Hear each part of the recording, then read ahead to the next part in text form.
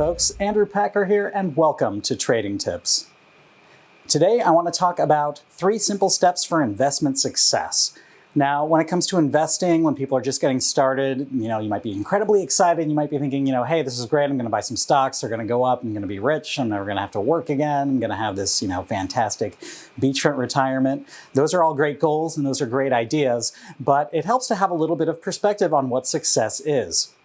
If you look at some of the greatest investors in history, whether it's a Walter Schloss, whether it's a Peter Lynch, or a Warren Buffett, for example, these folks have really only managed to get average returns of about 15 to 17% per year. And these are some of the all-time greats. So if you're thinking you can just go into the stock market and, double your money every year, first and foremost, it's important to set realistic expectations. So let's just call that step 1, know your limits.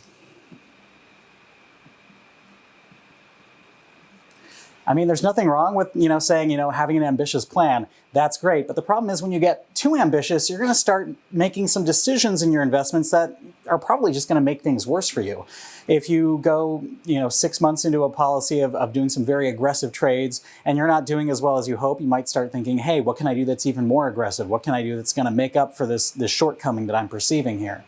So it's very important when you're investing just to consider what your limits are.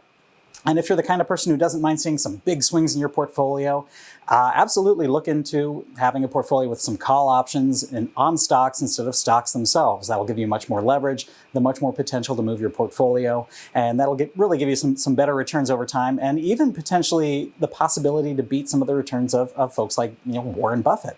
Of course, obviously, the risk on that is when you're buying options, they can go against you in just as big of a way as well. So you're going to have bigger swings. But, if you're more of a nervous investor, if you're just getting started, you just want to dip your toe in and just sort of ease into the idea of investing, that's where you would just start with more conservative stocks, ones that have lower volatility, so they're not necessarily going to swing as wildly as the overall market, and you're probably going to want to avoid trading with options to start with.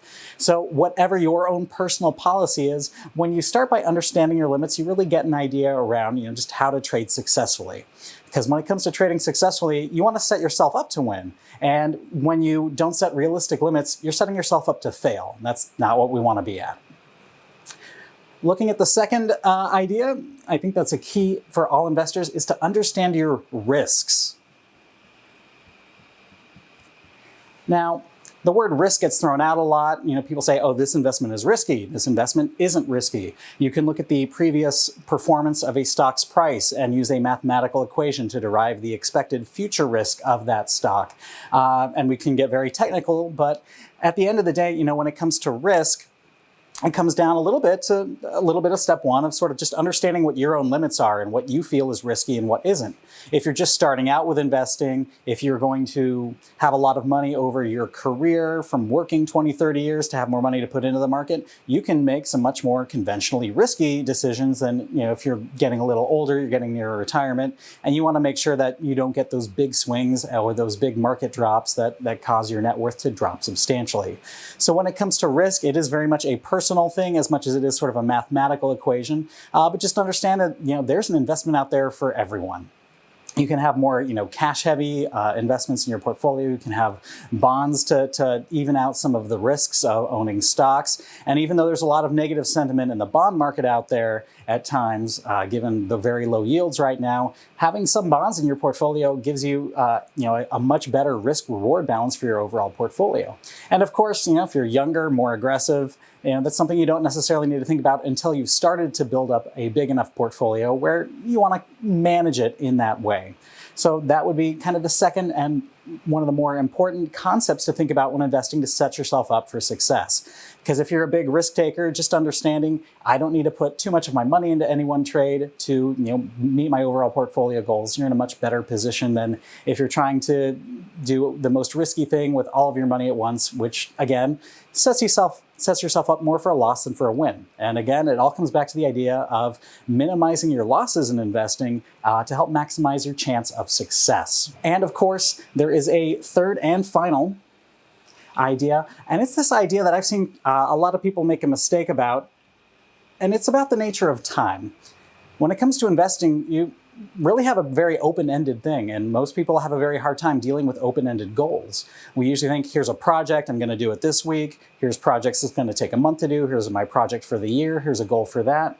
And when people come into investing, they might think, hey, this is great. I'm going to buy this stock. It's going to go up 50% this year. I'm going to take the profits on that, put it into the next thing. And sometimes people give themselves enough time to make the trade, and sometimes they don't.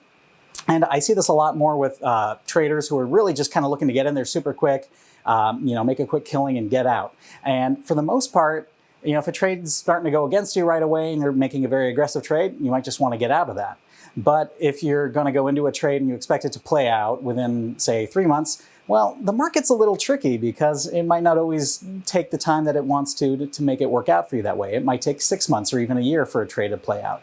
Some of the best returns that I've gotten over time have just been from buying and holding great stocks, and time's been working out in my favor great on that. Some of my best trades have been one-year options plays that didn't really start to move my way till month 6 or 7, and I was sitting on losing some time premium. And I see this a lot where people will buy options a few days before earnings that close at the end of the week, and then if things don't go their way, they don't really have a plan to get out without a complete and total wipeout on the position. So if you give yourself enough time on a trade to play out, and it's much more important with options than with stocks, but a lot of people do it with stocks too, just give yourself time for things to work out the way you expect it to. At the end of the day, a stock is a business. It's the ownership that you get in a business. And sometimes, businesses take a little more time to come up with all the plans and to completely roll out the new products and services that they may have been talking about a year or two ago.